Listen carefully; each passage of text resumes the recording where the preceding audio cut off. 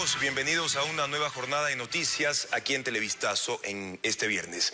Esta noche procesarán penalmente a una cadete de policía que fue detenida esta mañana por la desaparición de María Belén Bernal.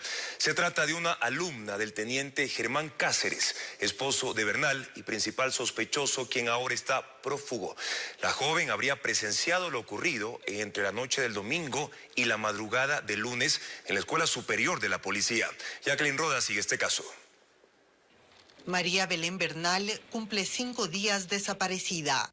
Este viernes hubo un allanamiento al pelotón femenino de la Escuela Superior de Policía, institución donde fue vista por última vez junto a su esposo, el teniente Germán Cáceres, quien ahora está prófugo. En la diligencia se detuvo a una cadete alumna de Cáceres, quien habría estado en el lugar y presenció lo ocurrido entre la noche del domingo y la madrugada del lunes. Será procesada penalmente en las próximas horas, según confirmó su abogado. Espero yo escuchar los cargos que va a hacer Fiscalía titular de la acción penal para poder desde el día de hoy en la noche defender la inocencia de la señorita cadete. Me imagino que Fiscalía en esta audiencia iniciará por el delito de desaparición de personas. Mientras tanto, la madre de María Belén participó del operativo de búsqueda que se extendió a sectores aledaños a la escuela de policía. Estoy saliendo a buscar en las quebradas, en los alrededores.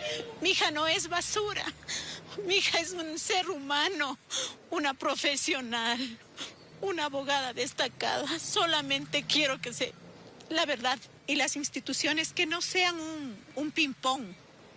Que Fiscalía le culpa a la policía y la policía a Fiscalía. Se refiere al intercambio de señalamientos que empezó ayer, cuando la fiscal general del Estado, Diana Salazar, dijo que era responsabilidad de la policía vigilar y seguir al teniente Cáceres. Hoy le respondió el secretario de Seguridad del gobierno. Entre las 22:40 del día martes 13 y las 4 de la mañana del día miércoles 14, en donde se recibió en ese momento la autorización para vigilancia del policía Cáceres, es que se produce la fuga. Nos parece inapropiado que la Fiscalía en este momento use la circunstancia para pretender desacreditar a una institución.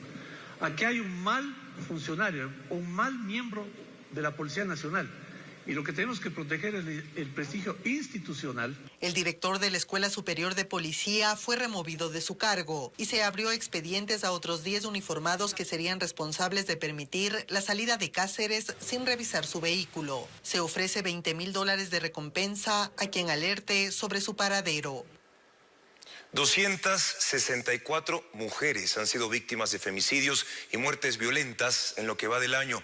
Colectivos feministas alertan de un incremento y se declaran en vigilia permanente. Patricio Díaz nos da más información sobre estos hechos. Después de 8 días desaparecida en Tulcán, se encontró el cuerpo de Dayana Ortega, una mujer de 23 años con 8 meses de embarazo de quien no se conocía su paradero. Según informaron las autoridades, el hallazgo se produjo este jueves en una quebrada.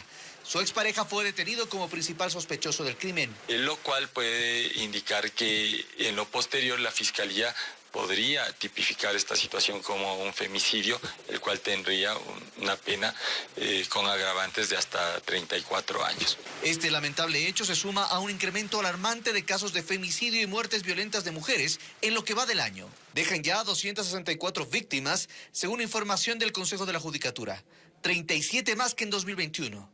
En las estadísticas del Consejo de la Judicatura se determinan 59 femicidios y 205 muertes violentas en lo que va del año, es decir, homicidios sicariatos, violación con muerte y otros. Consideramos y registramos que es un femicidio cuando hay la muerte de una mujer y que tanto en Fiscalía o dentro del proceso judicial en las unidades judiciales se la conoce o se lo está tratando como un femicidio. Y explica cómo se establece, según la ley, un femicidio. Establece 2 parámetros, ¿no? La muerte de una mujer y, en segundo lugar, que sea producto de las relaciones de poder. Yo creo que allí le faltó al tipo penal hablar de la relación desigual de poder, ¿no? A esta preocupación se suma que, a pesar de la información y acciones que se emprenden sobre la violencia de género, los femicidios se mantienen entre los más jóvenes.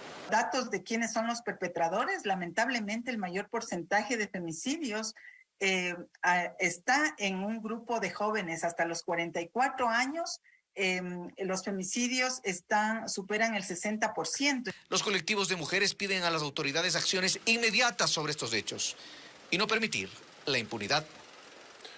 Los carteles mexicanos Sinaloa y Jalisco Nueva Generación han llenado de droga al Ecuador y amenazan a la región, según la comandante del Comando Sur de los Estados Unidos. Estas declaraciones las hizo durante su visita a un batallón del ejército en la frontera norte, en donde entregó equipos militares. Paul Romero acompañó a la general estadounidense a la provincia de Orellana. La comandante del Comando Sur de Estados Unidos, Laura Richardson, visitó este viernes la Brigada de Selva 19 Napo, en donde se planifican las operaciones militares de control en la frontera con Colombia. A esta unidad estratégica de las Fuerzas Armadas llegó acompañada del embajador Michael Fitzpatrick, el jefe del Comando Conjunto, el comandante del Ejército, entre otras autoridades militares. Richardson entregó a esta unidad equipos de protección para las patrullas como chalecos antibalas, cascos, mochilas, visores nocturnos, radios de comunicación, vehículos, para las operaciones en la frontera con Colombia. Esta donación también incluye fusiles, entre otras armas de última generación, para mejorar la capacidad operativa militar.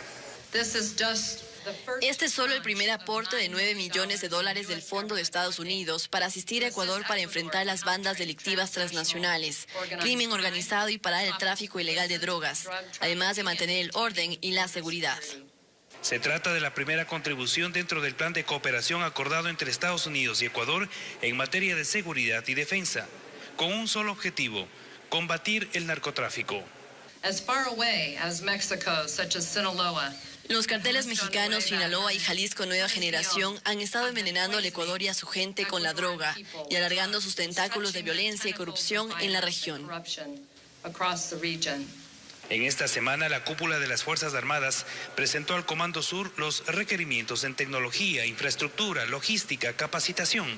El mismo que demanda fortalecer los vínculos de cooperación para enfrentar unidos las amenazas y factores de riesgo como el narcotráfico, el crimen organizado, la inseguridad.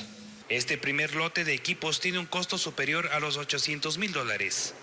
Así termina la visita de 5 días al Ecuador de la comandante del Comando Sur de Estados Unidos, Laura Richardson, con el compromiso de mantener la cooperación bilateral con el país en materia de seguridad y defensa. Los equipos serán utilizados por las unidades de élite del ejército que ingresan a la zona de conflicto en la frontera norte, en donde se han registrado enfrentamientos con grupos narcodelictivos colombianos.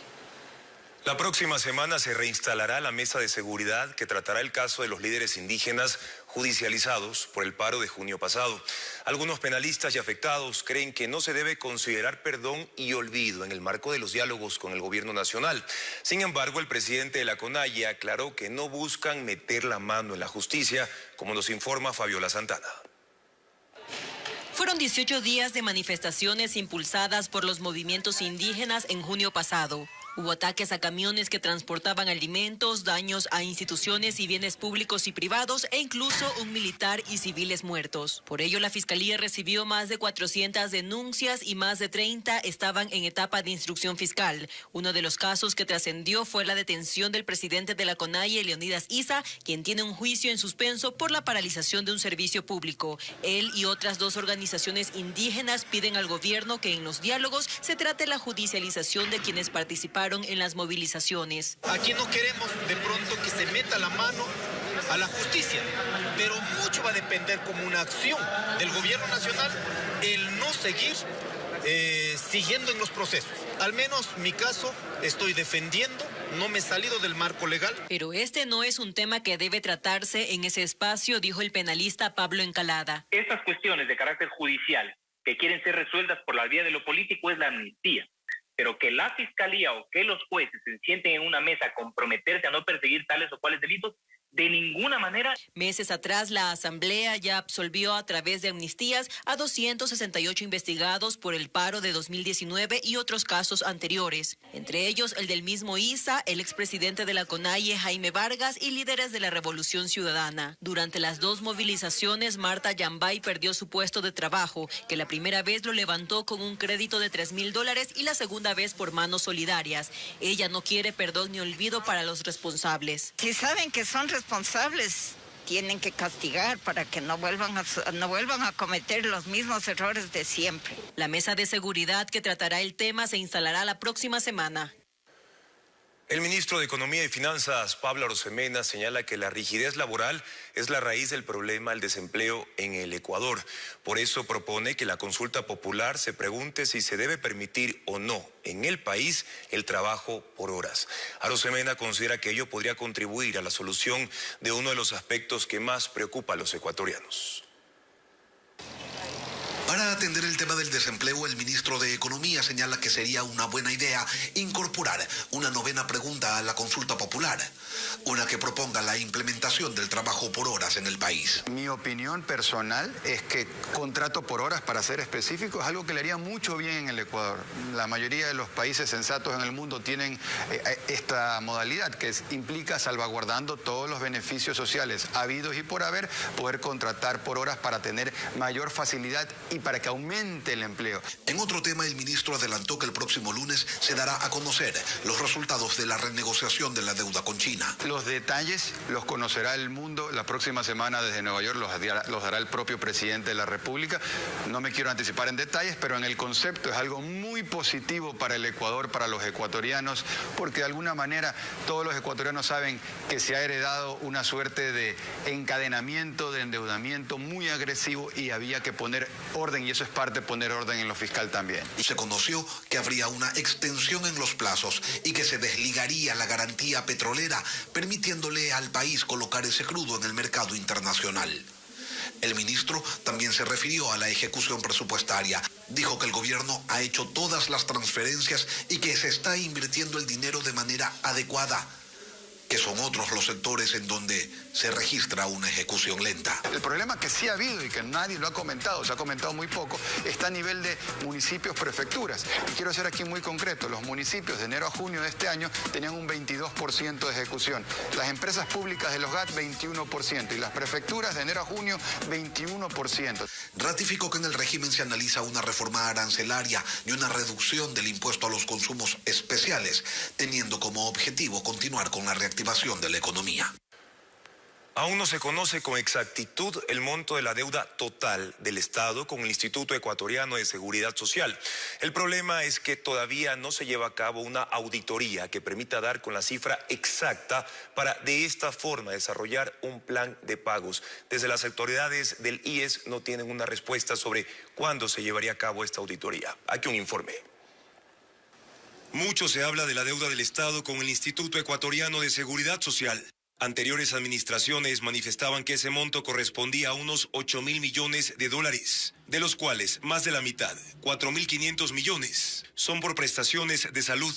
Pero cuando pensamos que hay una luz al final del túnel, al menos reconociendo el monto de la deuda, resulta que faltan las auditorías. Se determinen y se confirme el trabajo de la prestación de salud y automáticamente se paga.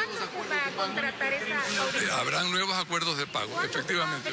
En la administración de Guillermo Lasso han pasado 3 presidentes del Consejo Directivo del IES. Estamos hablando de casi 1 año y medio, sin saber con exactitud cuánto le debe el Estado al Instituto Ecuatoriano de Seguridad Social. No hay una calidad adecuada de la información en la propia institución.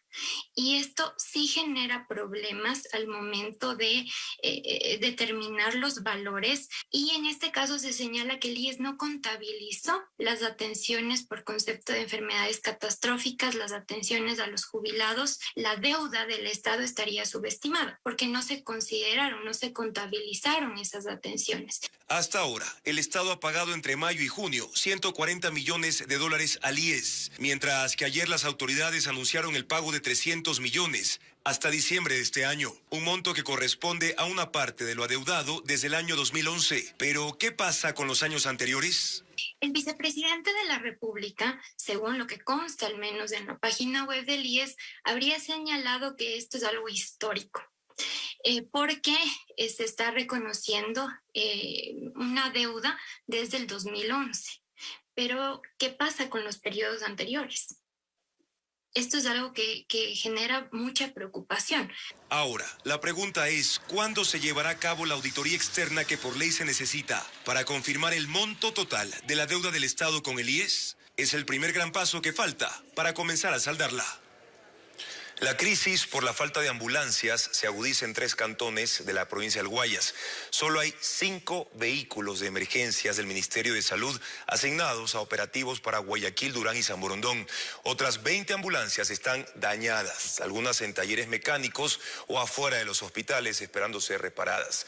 Diego Cuenca conversó con la autoridad que pretende cubrir la demanda de las emergencias contratando vehículos a prestadores externos. Hace un año el Ministerio de Salud dijo tener 46 millones de dólares para renovar el 55% de ambulancias, que ya no sirven en todo el país.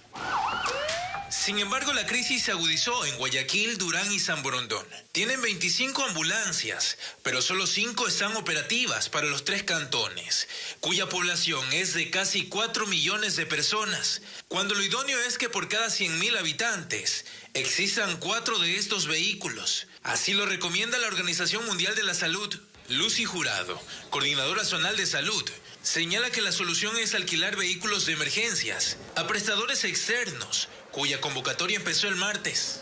No podemos dejar de realizar un transporte a un paciente que lo necesita. Agrega que tienen $150.000 como presupuesto para reparar las que están dañadas, pero no lo hacen. Hasta el miércoles estas 3 estaban inservibles al pie del Hospital Mariana de Jesús en el suburbio de Guayaquil.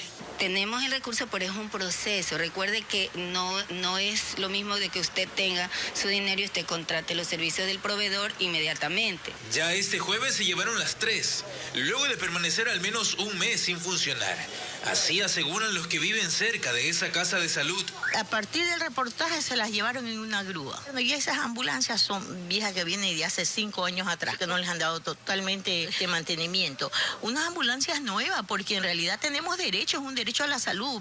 Los miembros del Sindicato de Choferes del Ministerio de Salud proponen que con los recursos para alquilar vehículos de emergencias se renove el parque automotor. Con este servicio que se quiere contratar, ¿por qué no comprar 1 o 2 ambulancias, se me ocurre, ¿no? Por ahora, desde el gobierno tienen previsto adquirir 125 ambulancias nuevas para hospitales públicos en todo el país, pero no precisan cuándo lo harán. Solo sostienen que el proceso de compra no es rápido.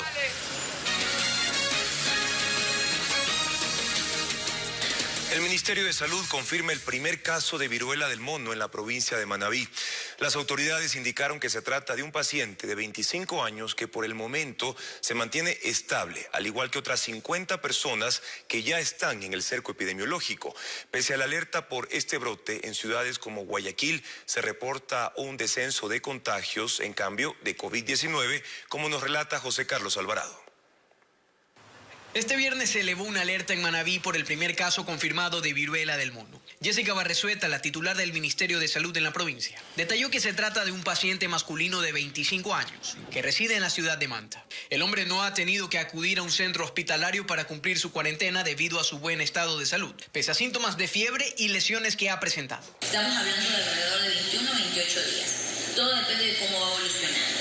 El paciente, desde que fue captado como sospechoso, ya se encuentra aislado, obviamente. Hasta el último corte del Ministerio de Salud se reportan 68 casos de viruela del mono en todo el territorio ecuatoriano. Pese a esta alerta por viruela del mono, se podría decir que hay mayor tranquilidad en otras situaciones epidemiológicas. Por ejemplo, en Guayaquil se reportó que existe una tendencia de disminución en cuanto a casos de COVID-19. El COE cantonal detalló que la ciudad reporta el número de casos más bajo desde 2021. Carlos Orjat, director de la Mesa Técnica de Salud, dio más detalles sobre la actualidad del COVID-19 en el puerto principal. La última semana cerramos con un número inferior a 100 y una de las incidencias más bajas que hemos tenido en los 2 últimos años. Fallecidos, 0, en la semana epidemiológica 36. 3 pacientes con COVID-19 se encuentran en cuidados intensivos que llegaron con otras complicaciones, pero evolucionan favorablemente por su esquema de vacunación completo. Además, las autoridades abrieron un nuevo vacunatorio en la estación de la Metrovía Río Daule, ubicada en el norte de la urbe, para que los ciudadanos acudan por sus dosis de refuerzo. El Ministerio de Salud debe vacunar a 3 millones de personas en 2 semanas si desea cumplir la meta de inmunizar al 90% de la población con terceras dosis contra el COVID-19. Para ampliar la cobertura, realizará jornadas de vacunación masiva este fin de semana y también el próximo. Fabiola Santana con más detalles.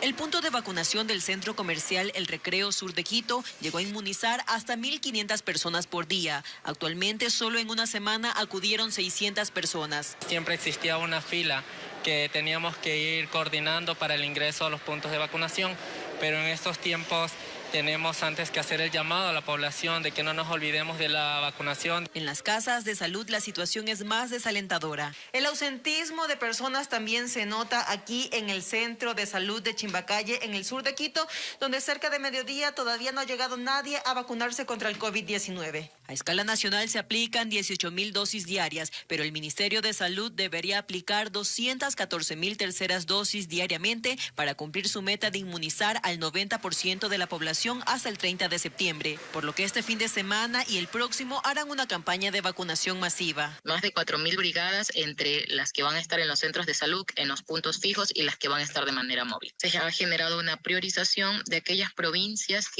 cuyos cantones están con una cobertura por debajo de la cobertura nacional, encabezada por Guayas, Manabí, Esmeraldas, El Oro. En esas jornadas se espera vacunar a 400.000 interesados y aunque quedan lejos de alcanzar la meta, aspiran proteger a más personas contra los severos síntomas del COVID-19.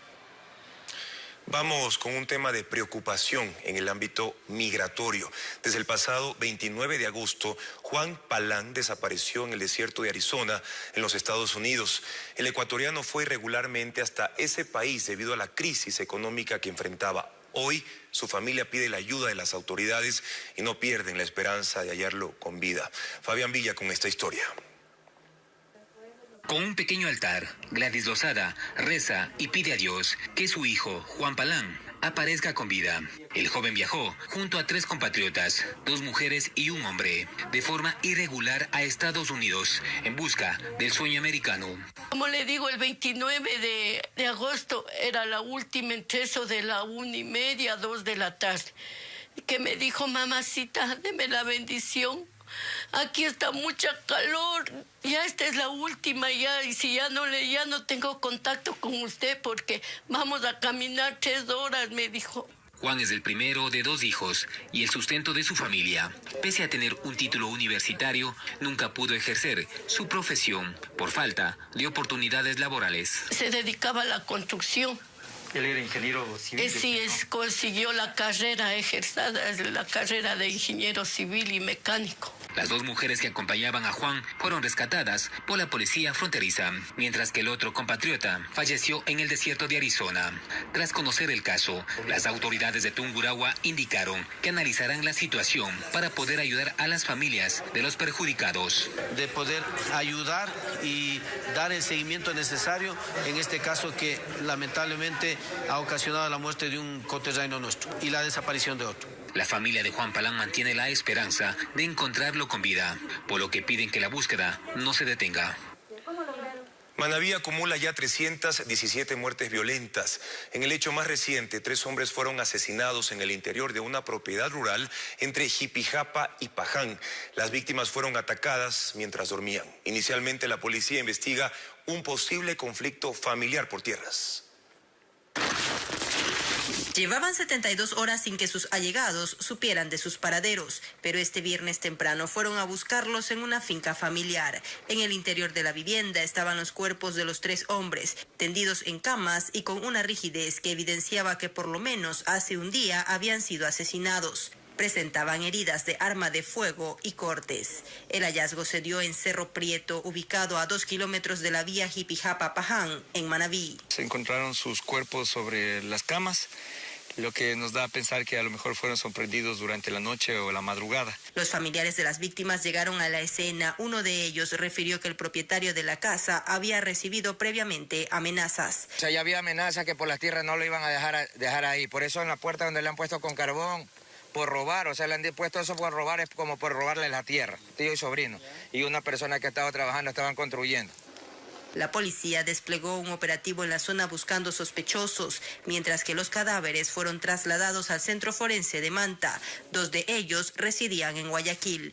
Con estas muertes violentas, Manabí acumula 317 asesinatos este año. La policía desarticuló una organización dedicada al almacenamiento y distribución de combustible de forma ilegal en la parroquia de Pascuales, en Guayaquil. Más de 10.000 galones fueron incautados. Bessie Granja con el informe. Aproximadamente 10.200 galones de diésel fueron incautados por la policía tras un operativo en la parroquia Pascuales, en el norte de Guayaquil. El combustible era almacenado de forma clandestina para su ilegal comercialización. Estas personas que fueron detenidas son 4 ecuatorianos y una persona de nacionalidad venezolana. 2 de estas personas cuentan con antecedentes penales. Las acciones se ejecutaron en coordinación con elementos de las Fuerzas Armadas, quienes explican el modus operandi de esta banda. De salir los vehículos con los sellos establecidos con base a las normas reglamentarias, trataban y ponían en envases para posteriormente eso utilizarlo y revender. Las autoridades no descartan que este combustible sería comercializado a organizaciones dedicadas al tráfico de drogas en alta mar. Más noticias para ustedes. Cuando faltan 4 días para que se cierren las inscripciones de los candidatos que participarán en las seccionales del próximo 5 de febrero, continúan llegando los aspirantes a las delegaciones electorales provinciales. Hoy se acercaron los aspirantes de Sociedad Patriótica en la provincia del Guayas. Están un poco preocupados porque resulta que en 4 días se termina el plazo para las inscripciones de candidatos y todavía falta un montón de ganadores de primarias por hacerlo. Debe haber 965 inscripciones, sin embargo, hasta el momento solo tenemos 220. Y se prevé que en los próximos días cientos estarán pugnando por cumplir en las últimas horas el proceso que pudieron hacer durante todo un mes. Retrasos al margen, este viernes llegaron los candidatos de Sociedad Patriótica para dejar en firme sus aspiraciones de ocupar las distintas dignidades que se elegirán el próximo 5 de febrero. El líder de esa organización política, Lucio Gutiérrez, reclamaba plata. 7 años que teniendo derecho constitucional, que teniendo derecho legal, no nos entregan el fondo partidario permanente. Allí presentaron a su candidata a la alcaldía de Guayaquil, Andrea Sánchez, que el plan de trabajo lo tendrán listo la próxima semana. El eje principal que tenemos es sobre el tema el hábitat de la ciudadanía, que eso lo estamos trabajando y en esta semana nosotros vamos a sacar a flote el tema de nuestro plan de trabajo. El que no llegó fue Nicolás Lapenti, que va a correr por la prefectura del Guayas por esta organización política. La dirigencia decía que no cunde el pánico. Esto es una situación circunstancial, no es un asunto que lo esperábamos, pero sin embargo, Nicolás Lapenti es nuestro candidato a la prefectura por la lista 3 en Alianza. Y para el fin de semana se espera que lleguen cientos de candidatos al filo del cierre del proceso de inscripciones.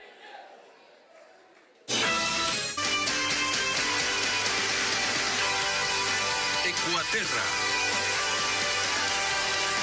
Como cada viernes es momento de Ecuaterra para revisar más soluciones ambientales. Hoy, Carla Delgado preparó un reportaje sobre algunas alternativas de transporte que no contaminan, son útiles y van tomando fuerza en la capital. Veamos.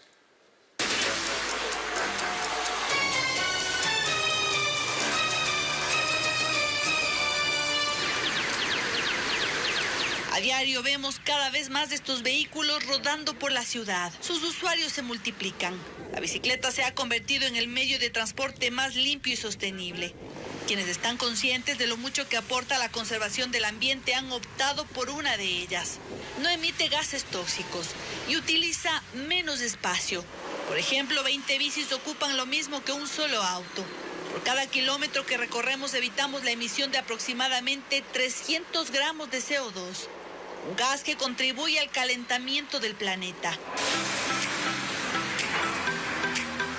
Juan Eduardo, director de Reciclas Ecuador, nos cuenta que el uso de las bicicletas en Quito creció considerablemente a raíz de la pandemia. Antes de pandemia se registraban 30.000 viajes en bicicleta.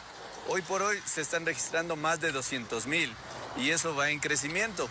Significa que ha habido un incremento del 700% en el uso de la bicicleta. Y eso es bastante bueno, ¿no? Por el tema de salud, justamente, y también por el medio ambiente, ya que la bicicleta no contamina.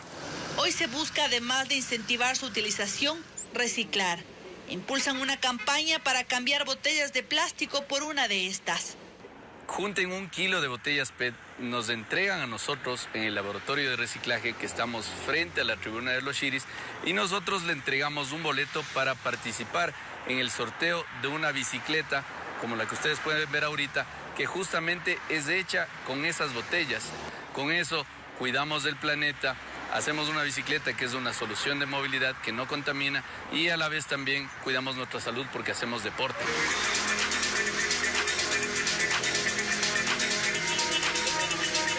Pero ya no solo las bicicletas reinan en el transporte alternativo.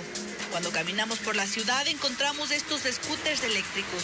Nosotros iniciamos con esta propuesta viendo la necesidad ambiental por la alta cantidad de vehículos que circulan en Quito. La propuesta de nosotros fue brindar una movilidad sustentable.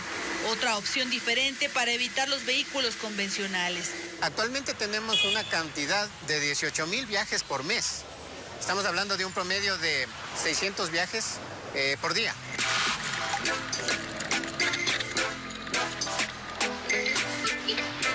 Carolina recorre al menos unos 24 kilómetros a diario en su scooter. Dice que decidió dejar de lado su automóvil, porque se ha sumado a la causa ambiental y porque los beneficios sobran. Me di cuenta que ya ir en auto me generaba mucho estrés y aparte todo el impacto ambiental que se genera a través de los autos convencionales. Solamente de mi trabajo a mi casa me demoro unos 25 minutos.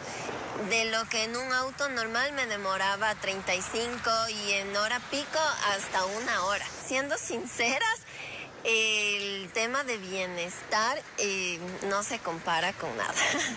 El impacto del scooter para el ambiente es mínimo. Cargarlo es como cargar un celular. No demanda mucho consumo de energía. Es decir, los beneficios de estos medios alternativos se cuentan solos. Un movimiento más sostenible, un transporte más libre, no contaminante. Me queda cerca del trabajo y así ahorro, no gasto pasaje.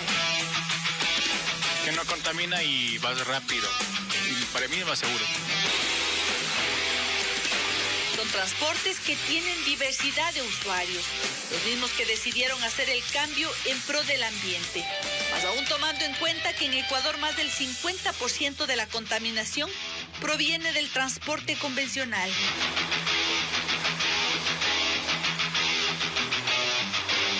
Sí, Teo, antes de despedirnos de este espacio informativo, les contamos que el Museo de los Amantes de Sumpa, ubicado en la provincia de Santa Elena, ha sido ya renovado. Este espacio es considerado una ventana hacia las tradiciones milenarias de la costa. Entrar aquí es literalmente asomarse al pasado, a la forma en la que se vivía hace miles y miles de años, para ser más precisos, unos 9 o 10.000 años atrás. Comencemos por el nombre, Sumpa. Así se llamó originalmente la península de Santa Elena, y lo de los amantes es por ellos. Los restos de un par de personas jóvenes, abrazadas, un hallazgo arqueológico que nos permite ver las costumbres funerarias de ese entonces. Bueno, son más bien unas formas de enterramiento. Responden a varias circunstancias, unas que trabajaban con los osamentas, lo que nosotros llamamos hoy las exhumaciones. Pero lejos está este museo de ser solo eso, el sitio de descanso de unos amantes milenarios. Acá hay, por ejemplo, un horno de barro, en el que incluso se imparten clases de cocina ancestral. Hay una casa típica de la costa con todos los implementos tradicionales y la lista sigue. Puede aquí encontrar talleres de artesanías, talleres para niños, de arte, de música, así que no se pueden perder. El Ministerio de Cultura acaba de renovar este museo, que es una verdadera atracción turística. En lo que va del año ha recibido ya a cerca de 17.000 visitantes, fascinados por la cultura Las Vegas y Huancavilca, que aquí se siente de cerca. Nuestro patrimonio, nuestra identidad, hay que revalorizarla a través de la cultura, el conocimiento de nuestros sitios. El museo recibe a sus visitantes todos los días a excepción del domingo. Y ahora, renovado como está, espera que el número de turistas crezca, de la mano con el interés por lo que la cultura local tiene para ofrecer.